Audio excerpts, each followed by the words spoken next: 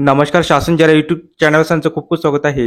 तर आताच्या घडीची सर्वात मोठी ब्रेकिंग न्यूज म्हणजे राज्य सरकारी कर्मचाऱ्यांसाठी मोठी खुशखबर. महत्वाचा शासन निर्णय निर्गमित. त्या संदर्भात वेळेच्या माध्यमातून संपूर्ण अपडेट सविस्तरपणे पाहण्याला सुरू करूया.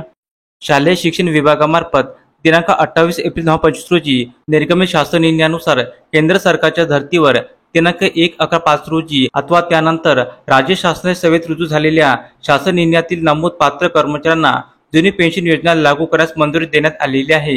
जुनी पेन्शन योजना केंद्र सरकारने केंद्रीय कर्मचाऱ्यांना जे कर्मचारी एनपीएस योजना लागू होण्याच्या अगोदर नोकरीची जाहिरात प्रसिद्ध झाली होती, परंतु त्यांना एनपीएस योजना लागू होण्याच्या दिनांकानंतर रुजू करण्यात आले होते, अशांना जुनी पेन्शन योजना लागू करण्यात येत आहे.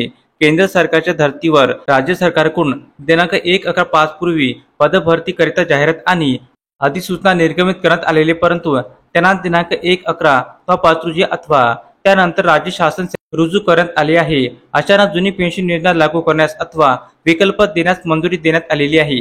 जुनी पेन्शन योजनांमधील प्रमुख आर्थिक फायदे. जुनी पेन्शन योजनांमध्ये कर्मचाऱ्यांना निवृत्तीनंतर शेवटच्या मूळ वेतनाच्या 50% रक्कम पेन्शन तर त्यासोबत प्रचलित महागाई भत्ता अदा करण्यात येतो.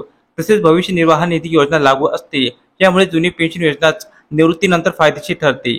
शालेय शिक्षण विभागाच्या दिनांक 28 एप्रिल 2025 रोजीच्या शासन निर्णयानुसार शिक्षण विभागातील प्राचार्य व अधिव्याख्याता पदवीधर ज्यांच्या पदभरतीची जाहिरात ही दिनांक 1/11/5 पूर्वी आहे, अशा कर्मचाऱ्यांना जुनी पेन्शन योजना लागू करण्यास अखेर परवानगी देण्यात आली आहे. तर वरील कर्मचाऱ्यांचे निवृत्ती वेतन प्रणाली अंतर्गत खाते बंद करून त्यावरील व्याजाची रक्कम संबंधित कर्मचाऱ्यांच्या जीपीएफ खाती तर सरकारची योगदान सरकारी खाती जमा करण्याचे निर्देश देण्यात आलेले आहे. तर अशा प्रकारे राज्य सरकारी कर्मचारी संदर्भात अतिशय महत्त्वाची अपडेट या एपिसोडच्या माध्यमातून आपण पाहिली आहे.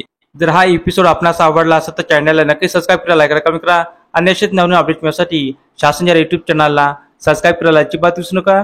धन्यवाद.